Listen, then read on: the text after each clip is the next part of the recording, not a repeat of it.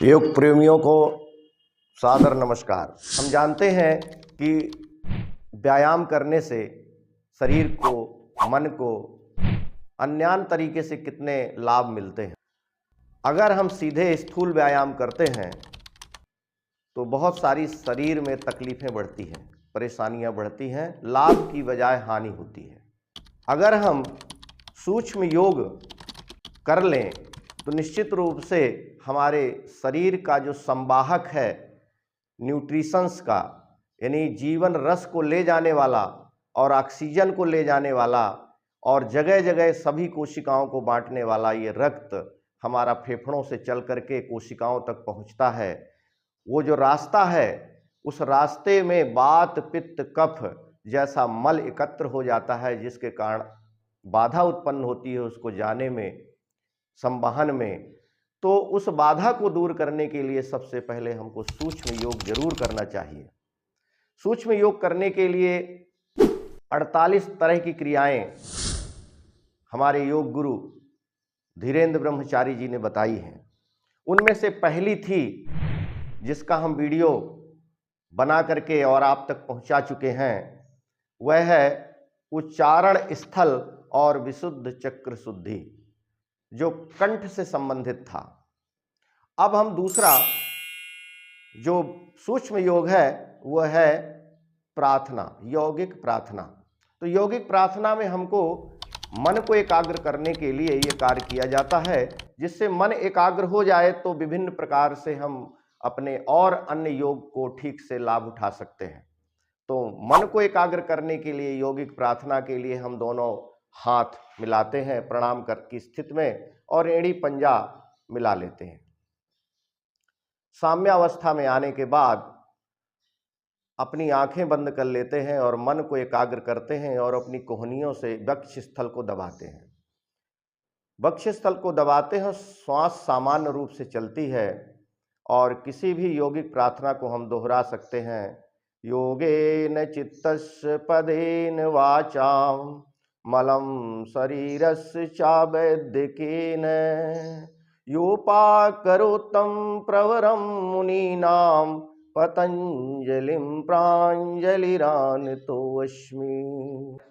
महर्षि पतंजल जी के लिए ये प्रार्थना है, जिसमें कहा गया है कि योग के द्वारा चित्त के और व्याकरण के द्वारा वाणी के, आयुर्वेद के द्वारा शरीर के मल को दूर करने वाले महर्षि पतंजल जी को शत शत नमन है। अपना मन एकाग्र करने के बाद जब हमारा मन शरीर से जुड़ जाता है तो हम तीसरी क्रिया करते हैं, वह है धृति शक्ति और बुद्धि शक्ति विकासक क्रिया। इस क्रिया को करने के लिए शारीरिक स्थिति में हम एड़ी पंजा मिलाते हैं, हाथ की मुट्ठियां खोल देते हैं, करतल पृष्ठ अंदर की ओर होता है, दोनों हाथ बाजू में होते हैं, रीढ़ एकदम सीधी होती है, गर्दन को सीधी रखते हैं और सीधी रखने के बाद हमारा ध्यान अब शिखा मंडल की ओर जाता है।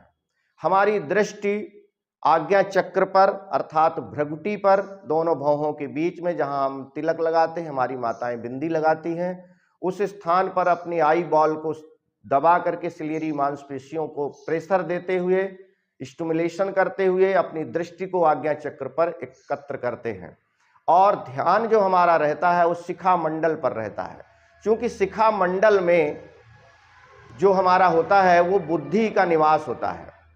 बुद्धि के निवास होने से निश्चित रूप से बुद्धि का विकास होगा, बुद्धि तीव्र होगी, विश्लेषण करने की क्षमता बढ़ेगी और चूंकि बुद्धि का संबंध मन से होता है इसलिए मानसिक रोग मिटेंगे, मानसिक शक्तियां बढ़ेंगी और मानसिक शक्तियों के बढ़ने से हमारी संकल्प शक्ति बढ़ेगी, हमारी इच्छा शक्ति दृढ़ होगी, मजबूत होगी और इन विभिन्न प्रकार के लाभों से शिखा मंडल के जो विभिन्न प्रकार के रोग होते हैं सिर के, वो ठीक होते हैं, श्वसन हमारा मजबूत होता है। हमारे शरीर के अंदर इस सूक्ष्म योग को करने के बाद हम पाते हैं कि हमारे शरीर में एक विशेष प्रकार की शांति आई है और रक्त का प्रवाह बहुत आसानी से होने लगा है, क्योंकि वो वात पित्त कफ रूपी मल दूर हो जाता है, पेट में चला जाता है, शौच और पेशाब के माध्यम से वो बाहर निकल जाता है। तो शरीर का शुद्धिकरण, सर्वांग शरीर का शुद्धिकरण हम इस सूक्ष्म योग के माध्यम से करेंगे।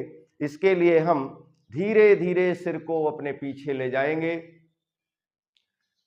और दृष्टि हमारी अभी आकाश की ओर है। धीरे से दृष्टि को भौहों के बीच में एकत्र करेंगे और ध्यान रहेगा हमारा शिखा मंडल पर। श्वसन को 20 से 25 बार छाती में भरना है और छोड़ना है, यानी खाली करना है। लोहार की धौंकनी की तरह यह कार्य हम करेंगे। स्टार्ट करते हैं, चलिए।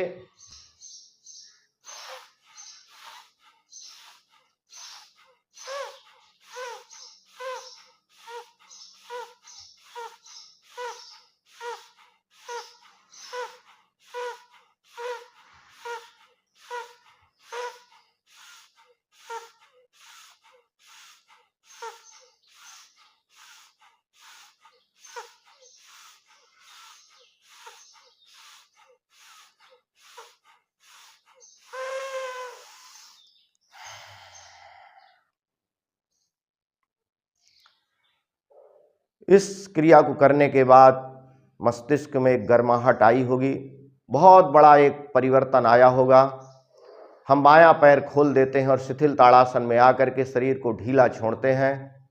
शिथिल ताड़ासन कहते हैं इसको। आंखें बंद कर लेते हैं और शरीर के अंदर हुए परिवर्तनों को, खासकर शिखा मंडल में जो परिवर्तन हुआ है, बौद्धिक स्तर पर, मानसिक स्तर पर, वहां का अवलोकन करते हैं, अनुभव करते हैं।